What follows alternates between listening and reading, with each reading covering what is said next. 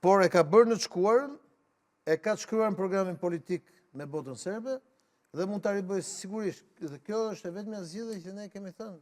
Kosovës i duhet për 10 vjeçar 1 miliard euro buxhet për mbrojtjen dhe të garantojë sigurinë e saj të brendshme. Ka qenë në premtimet elektorale të sigurisht në aleancë me NATO-n, në aleancë me Amerikën, në konsult me gjithë aleatët historik dhe politik të Kosovës, edhe me Shqipërinë, por kjo është e vetmja rrugë, secili në shtëpinë vet.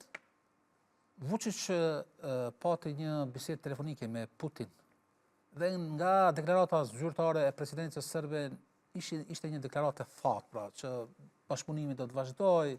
Jo, ti ke parë presidencën serbe. Unë pash presidencën ruse, që nuk bëri asnjë koment.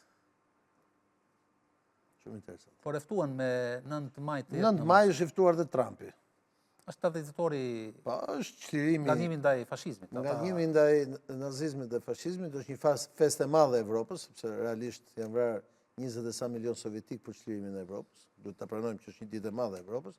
Ai 80 vjetor nuk është vetëm i serbëve, po është edhe i joni, është i gjithëve qytetarëve të Evropës.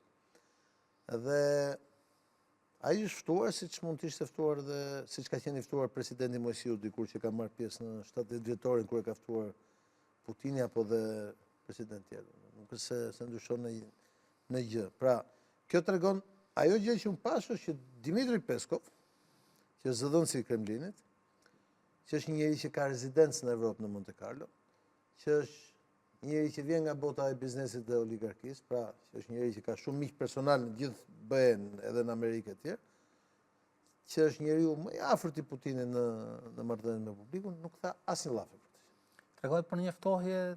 Jo, tregon që ruset po i thonë, o ti Vučić, bol tani se na lodhe dhe ne, si që tha i atij tjetër, unë po merrem vesh me atë të madhin, sikundër ata nuk do merren më me këtë, edhe ne nuk do të futemi më, kështu që rirregulloje veten tënde në atë hapësirë ku je, sepse ne nuk futemi në luftë për ty me Amerikën. Pra në të vezlit do të jemi në kuadër të asaj marrëveshjes të cilën ti e quan të madhe. Ky është një lajm i mirë për ne, po kështu ka qenë, kështu do jetë. Ne bota ka jetuar 60 vjet për shkak të Jaltës. Të një marrëveshje të madhe po. Sigurisht, pra. Tani nëse Putini i thot atij zotërisë, unë me ty, unë për ty nuk prishem me Trumpin, sepse kam interesa shumë të mëdha se sa Serbia e vogël, ai do rri aty. Sigurisht që ata janë të një besimi fetar, se jo të një gjuhë, të një origjine të hershme, po kaq, nuk se ka në gjë, dhe do i thot, futu në BE, mos u fut NATO, sepse atë e ke, dhe rirregullo marrëdhëniet me fqinjët e tu.